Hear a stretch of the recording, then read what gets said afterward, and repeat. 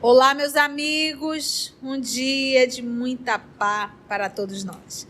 Hoje, exatamente 12 de agosto de 2022, estamos nós reunidos para estudarmos a obra Ave Cristo.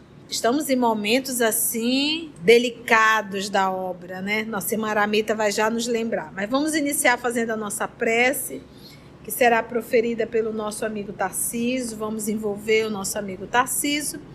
Logo depois, a nossa irmã Aramita irá fazer a recapitulação do estudo. Amado Mestre Jesus, espiritualidade amiga aqui presente, queremos agradecer por mais essa oportunidade de aprendizado. Que tu possas nos envolver para que tenhamos uma noite de aprendizado e de entendimento de tudo que vamos ler. Orientai-nos, Senhor, para que a cada dia possamos dar um passo a mais em tua direção. Guiai-nos para que possamos vencer os animais que existem dentro de nós, quando ainda estamos tão longe do teu amor. Iluminai, Senhor,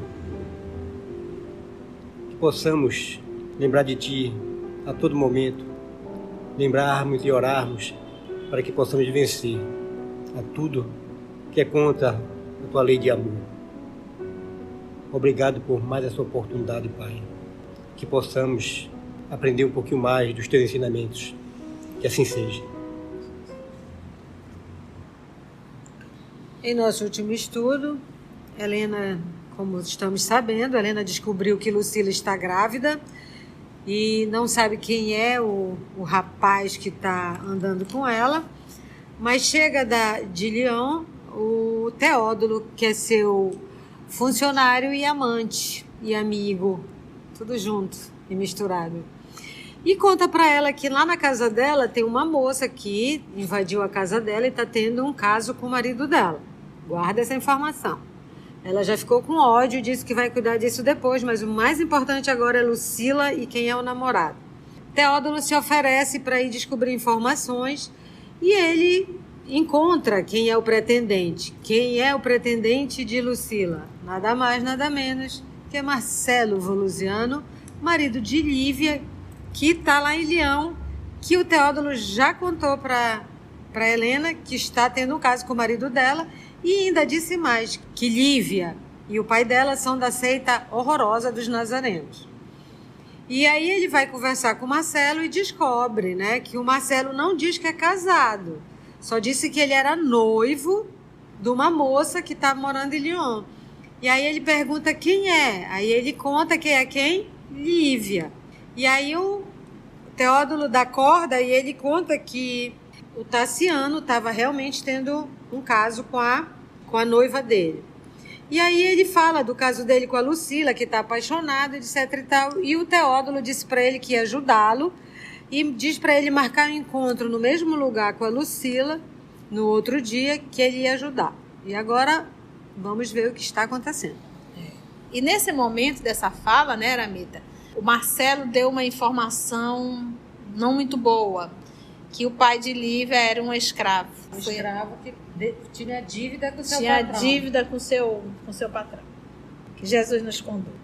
Achava-se por isso Marcelo desalentado e aflito. Por quê? Porque Lucila não descera aos colóquios de costume, tá? Então ele estava ali muito triste por ela não ter descido para conversar. Nós já sabemos por quê. Ela teve uma conversa com a mãe. Nessa conversa ela disse: mãe, eu não estou mais sozinha, ou seja, estou grávida. E a mãe surtou mesmo, uma surtada mesmo. Só não bateu porque a Anacleta segurou, interviu. Então ali agora está conversando com o Teódulo. Volusiano não cabia em si de alegria. Comovido, apertou as mãos do protetor com efusiva satisfação e contemplou-o, enlevado, encantado, qual se estivesse diante de um semideus. O que o Teódulo disse para ele? Prometeu. Olha, eu sou assim com Vetúrio. Vou alinhar tudo pra ti. Daqui a pouco você vai estar casado com a Lucila. Fique tranquilo. Tudo que o Cafajeste queria ouvir, o Marcelo. Comovido, apertou então as mãos do protetor com efusiva satisfação. Ambos, contentes, se abeiraram de algumas mulheres alegres, admirando-lhes os bailados exóticos. Em seguida, despediram-se com cristalinas gargalhadas de velhos amigos. De manhãzinha, Teódulo procurou Helena para informações. A senhora escutou-lhe o relatório verbal, entre curiosa e indignada. Ao término da minuciosa elucidação, falou enraivecida. Com que então era noivo da mulher que me invade a casa? Triste par de criminosos natos. Ela me furta o esposo, ele me perverte a filha. Ainda bem que estou viva e sã para impedir vítimas novas. Esboçou irônico sorriso na máscara fisionômica e perguntou ao companheiro. Que sugeres? Helena, ontem mesmo o assunto poderia ter sido liquidado. Atravessamos juntos a corrente do Tibre. Ele, desorientado pela embriaguez, poderia ter caído nas águas, dormindo para sempre. Ninguém daria por isso. É um canalha que não ajuda a ninguém. Todas as informações colhidas no anfiteatro coincidem quanto a ele. É vagabundo, preguiçoso e ladrão no jogo fácil. Ninguém sabe por que teria merecido o interesse de Cláudio Lício. E ele só não sabe porque ele não conseguiu achar Cláudio, né? Sem nome, sem dinheiro, sem procedência, de que modo concorreria com o nosso Galba em um casamento de tal monta? Não desejava, porém, assumir qualquer responsabilidade. Sem ouvir-te, procurei encorajar-lhe a vinda hoje para qualquer decisão. Naturalmente, agirei segundo a tua vontade. A senhora pensou e após longa pausa considerou resoluta. Decidida. Fizeste bem. Regozija-me a segurança de tua fidelidade. Nasceu-me agora no cérebro um plano eficaz, em cuja execução Tassiano será chamado a contas, com a eliminação de nossos inimigos. Um velho sórdido quanto esse Basílio de que me das notícia não devia reclamar-nos tanta consideração, mas, para avançarmos sem aborrecimento, procuraremos a família de Carpo, de modo a conhecer-lhe a verdadeira situação. Antes de mais nada, porém, é indispensável atingir o objetivo mais próximo. Volusiano morrerá hoje mesmo no Carramanchão. Tenho recursos adequados para a taça com que poderás cumprimentá-lo à chegada. Que tipo de espíritos assessoram-lhe a Helena? Trevosos. E ali a vontade de fazer o mal recebe a influência e flui legal.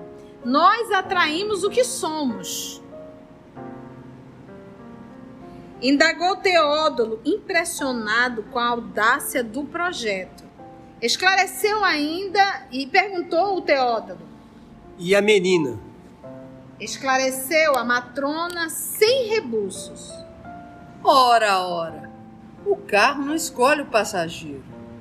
Lucila, por enquanto, não passa de uma boneca ingênua. Olvidará, esquecerá a loucura praticada e aceitará a realidade, abençoando-nos mais tarde a interferência. O casamento, acima de tudo, é um negócio. Não admito venha ela preferir um vagabundo a um cavalheiro da estirpe de meu irmão. Casei-me em obediência a meu pai. Agora, creio haver chegado o instante em que devo ser obedecido. A amargura que ela carrega, porque nós sabemos que o casamento dela com o Tassiano foi o quê? arranjado. Qual era o propósito do pai? Não dividir a herança. E a gente vê que isso era algo muito comum, porque o Marcelo Volusiano, ele tá certo que ele gosta da Lucila, mas qual é o maior interesse dele? Dinheiro.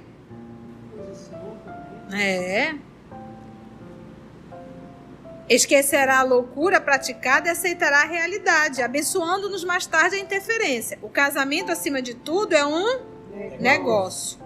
Não admito, venha ela preferir um vagabundo a um cavalheiro da estirpe de meu irmão. O irmão dela é péssimo. Com a única diferença é que ele tem dinheiro e o Marcelo não. Mas gosta de jogo, gosta de mulheres, gosta de bebidas, é irresponsável. O irmão dela, detalhe, é tio da Lucila. Casei minha obediência a meu pai. Então é como se fosse, sabe, gente, é como se fosse assim. Eu passei por isso, ela também vai passar. E deveria ser o contrário, olha, eu passei por isso, eu sei o quanto isso é difícil, eu não quero que meus filhos passem por isso, nessa situação, entendeu? Mas não. Você vê que ela é uma pessoa que, como se fosse assim, tirou o coração, tirou o sentimento, é só razão. Uma influência dos pais, uma atitude dos pais, isso pode acabar com a vida de um ser humano numa encarnação inteira. Teódolo silenciou. Seria inútil argumentar com aquela vontade férrea. Enquanto Anacleta auxiliava a jovem enferma, Helena e o amigo atravessaram o dia refletindo no acontecimento traçado para a noite. Marcelo não faltou a palavra.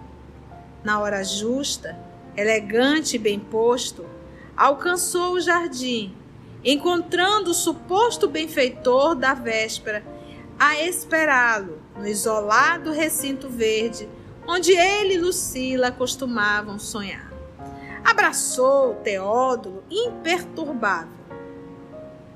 Disse o rapaz, tremendo de ansiedade. Trago o coração pulando no peito. Acaso os deuses me favorecem? Como não? Respondeu cordial o intendente de Opílio. Os imortais nunca desprezam a juventude. E Lucila? Atalhou o recém-chegado, impaciente. Ela e a mãezinha virão ter conosco. O avô deseja que o assunto do casamento seja carinhosamente examinado.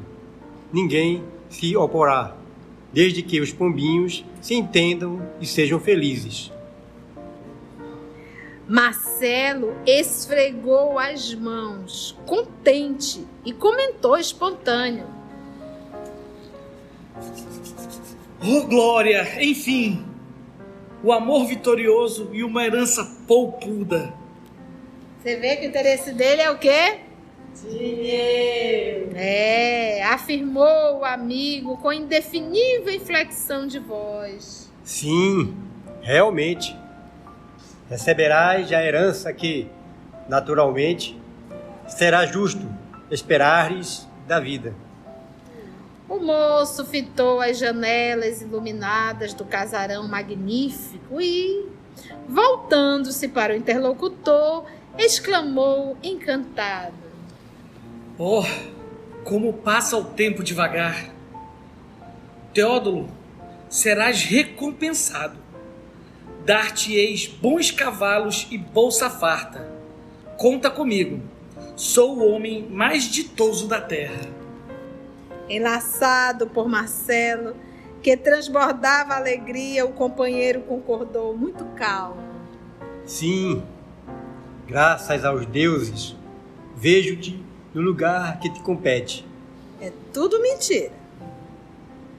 Solicitou ao rapaz aguardasse alguns instantes e demandou o interior doméstico, alegando a necessidade de comunicar-se com as senhoras. Decorridos alguns minutos, Teódolo reapareceu com uma bandeja, com uma bandeja de prata, em que 2 taças de primorosa beleza ladeavam um gracioso recipiente de vinho, exclamando para Volusiano: Celebremos nosso triunfo. Mãe e filha não tardam. Em poucos momentos, as tochas brilharão. O líquido espumou, convidativo. E o rapaz aceitou a taça que Teódulo lhe oferecia. Por Dionísio, o protetor do vinho, da natureza e da felicidade.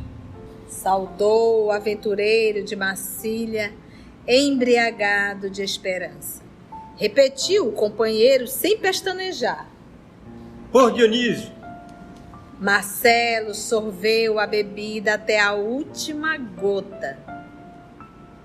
Contudo, quando tentou repor o copo no lugar primitivo, sentiu que um fogo indefinível lhe queimava a garganta. Quis gritar, mas não conseguiu.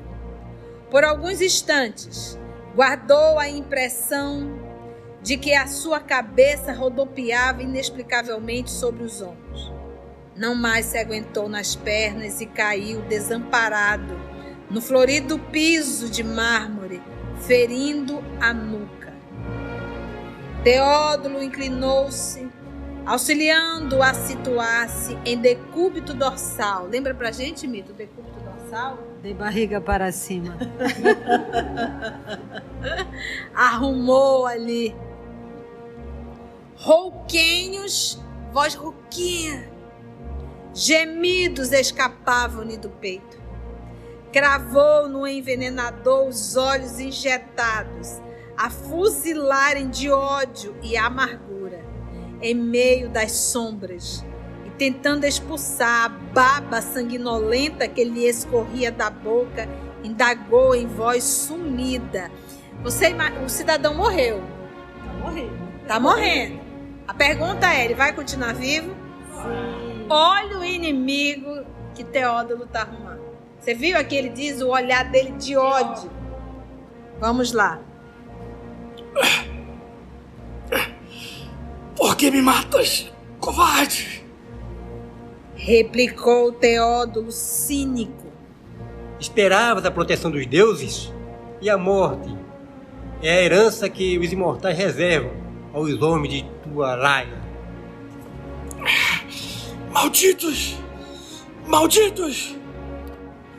Foram essas as suas derradeiras palavras, porque, a breve tempo, inteiriçaram-se-lhe, ficou durinho, os membros e cadaverizou-se-lhe o semblante numa triste carantonha. Careta, ficou duro. O assassino afastou-se ligeiro, ao encontro de alguém que observava por trás de frondosa tilha. Tilha é uma árvore. Quem era que estava? Quem? Helena! Muito bem. Era Helena, que sorriu satisfeita à informação de que tudo fora consumado. Acompanhou o amigo até o minúsculo pavilhão que as trepadeiras abafavam e, a claridade mortiça de uma tocha, contemplou o cadáver ainda quente. Comentou insensível. Era um belo homem. Poderia ter sido amado e feliz se soubesse conservar o pé no degrau em que nasceu. Mas se tivesse conservado na miséria que está, ou se tivesse arrumado uma outra miserável, estaria tudo bem, mas foi se meter onde não deveria.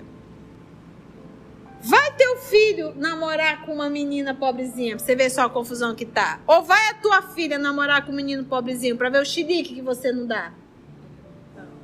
Não mudou, não. Ainda hoje não mudou. Permutou, trocou ali inesquecível olhar com o agente de suas decisões. Quem foi que realizou tudo? Qual se estivessem ali selando, sem palavras, mais um, já tiveram outros, tá, gente? Mais um escuro compromisso moral e afastou-se. Quando a noite se fez mais avançada, o próprio Teódulo, com um traje característico dos escravos da casa de Vetúrio, abandonou o jardim. Ele estava disfarçado, porque ele não se vestia de escravo, não. Conduzindo um fardo em grande carrinho de mão, comumente utilizado em serviços de higiene. Afastou-se, cauteloso, evitando contato com os transeuntes retardatários, e atravessou, aparentemente tranquilo, vasta extensão da via pública até alcançar a margem do rio. As brisas que sopravam do Tibre balsamizaram-lhe o cérebro atormentado. Onde está gravada a lei de Deus? Na consciência. E como está a dele? Atormentado. Aí descansou, preocupado e cismático, apreensivo.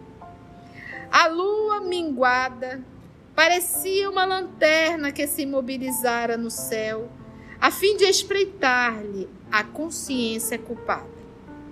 Refletiu maduramente, fitando, acabrunhado, o pequeno acervo de carne fria a que Volusiano se reduzira. Os mistérios da vida e da morte fustigaram-lhe, açoitaram-lhe o espírito. Terminaria a existência no túmulo? Horas antes vira Marcelo deslumbrado pela alegria de viver. Aquelas mãos, porém, que ele observara, nervosas e quentes, estavam agora geladas e inertes. A boca faladora quedara-se hirta, dura. Algumas gotas de veneno conseguiriam eliminar um homem para sempre? O que vocês acham? Não, só o corpo. Só o corpo, Dolorosa inquietação aflorou-lhe na alma. Haveria justiça no aniquilamento do próximo, sem maior investigação? Estariam Helena e ele em condições de reprovar alguém? Buscava o remorso corroer-lhe o pensamento, contudo, opôs-lhe resistência. Então, ali a lei de Deus gravada na consciência começou a cobrar. E o que ele fez? Sacode a cabeça, afastou-se. Não vou pensar nisso.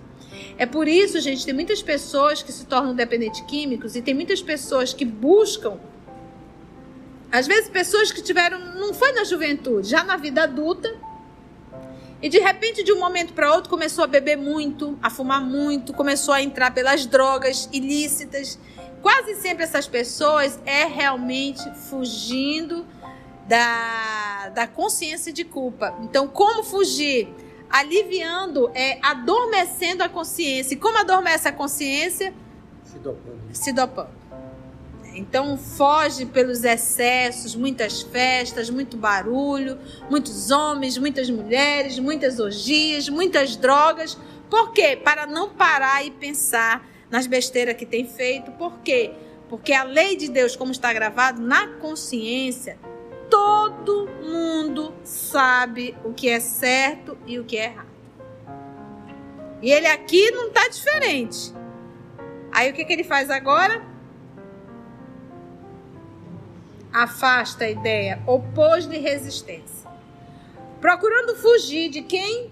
De si mesmo, porque a lei está gravada na consciência, caminhou para o Tibre, rio Tibre, centralizou a atenção no corpo das águas móveis e durante largos minutos esperou uma oportunidade para desfazer-se da carga. Quando imensa mole de nuvens cobriu a lua empobrecida, nessa época tinha energia? Você vê que a luazinha, ela tá ali clareando, Apesar de isso aqui era uma minguante, mas ainda assim, então quando cobriu a nuvem, ficou mais escuro ainda, aproveitou ali para jogar o corpo do Marcelo. Esperou uma oportunidade. Então, quando imensa mole de nuvens cobriu a lua empobrecida, adensando as sombras em torno, ergueu-se lesto, rapidamente, e descobrindo o cadáver, arrojou-o à corrente líquida. Em seguida, mais aliviado, tomou o caminho de volta à casa. No dia imediato, a vítima foi encontrada. Todavia, no anfiteatro, em cujos bastidores deixara numerosos amigos, Quem não se recordava de que Marcelo vivia dominado entre o vinho e a aventura? A morte dele, por isso, foi interpretada por acidente sem maior importância, mesmo porque os despojos foram recolhidos a reduzida distância da casa de Aprígia, de cuja mocidade e atrativos se fizera fervoroso admirador.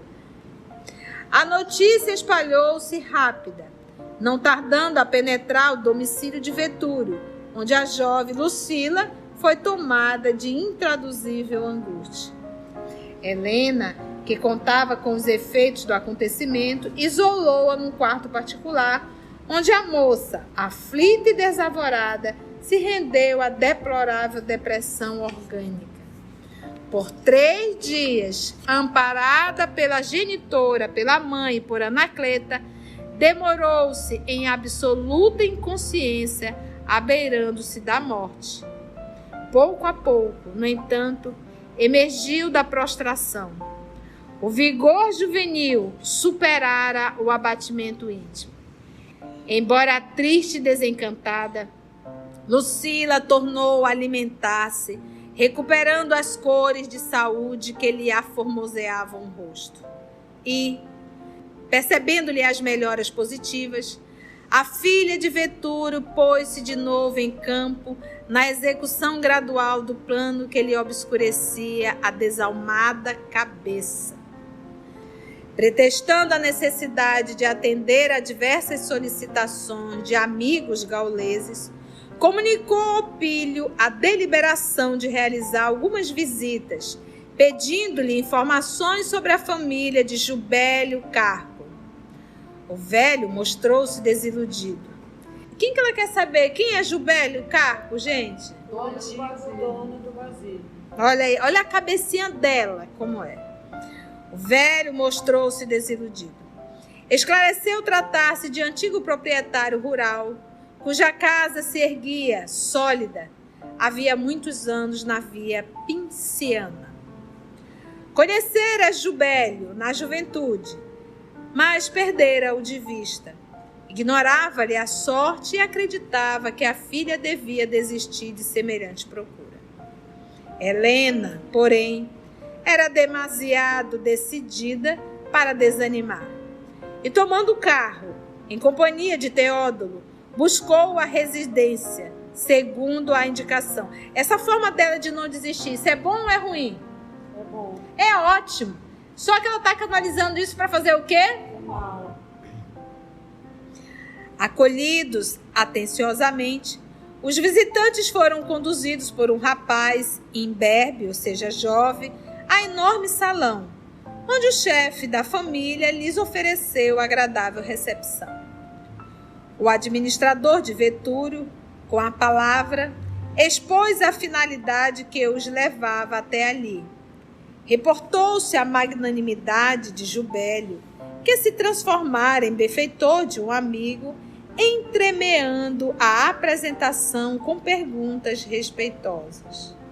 O anfitrião, que exibia o rosto rubicundo de um homem, rubicundo é corado, vermelho, o rosto rubicundo de um homem amadurecido no uso e no abuso do vinho. Ouviu amavelmente e explicou. Devo dizer-lhes, antes de tudo, que meus pais faleceram há mais de 10 anos. Sou Saturnino, o primogênito, e atual responsável pelos negócios da família. Diante de uma ligeira observação de Teódulo, exalçando a bondade dos genitores, falou sarcástico. Meus pais realmente foram campeões da alforria indébita. Se fossem chamados a governar, teriam empobrecido o Império Romano. Aliás, várias vezes foram acusados de nazarenos, porque a benevolência neles era qualquer coisa semelhante à loucura. Meus amigos, a gente observa aqui a diferença entre o filho e os pais, que eram nazarenos, ou seja, eram cristãos. E a atitude dos pais era o quê? Alforriar, né? Ele dá liberdade aos escravos. Ele era quem? E um quê? Um beberrão. não trabalhou, não fez por onde, herdou tudo e ainda se acha no direito de estar julgando a atitude nobre dos pais. Por quê? Porque ele queria para si. Porque ele é vil. Todo vil é extremamente egoísta. Ele criticou bastante essa atitude dos pais porque, na verdade, ele queria o dinheiro para quem? Para ele. Gente, cenas do próximo capítulo. Vamos pedir para o nosso irmão Wesley fazer a nossa prece de gratidão. Querido Pai, muito obrigado. Obrigado pela oportunidade do estudo e de aprendizado. Pai, peço-te perdão por esse comportamento deplorável. Não pelo que estamos estudando aqui, mas porque sei que provavelmente estive junto disto. Hoje aqui estamos tendo a oportunidade de aprender com os erros praticados no passado. Que possamos fazer dessa nossa encarnação um ponto, uma virada de chave para comportamentos melhores, para decisões melhores, pensamentos e atitudes que possam nos levar e nos engrandecer, nem que seja de maneira diminuta, mas não cometer mais os erros de outrora. Obrigado por tudo. Fica conosco hoje e sempre. Que assim seja.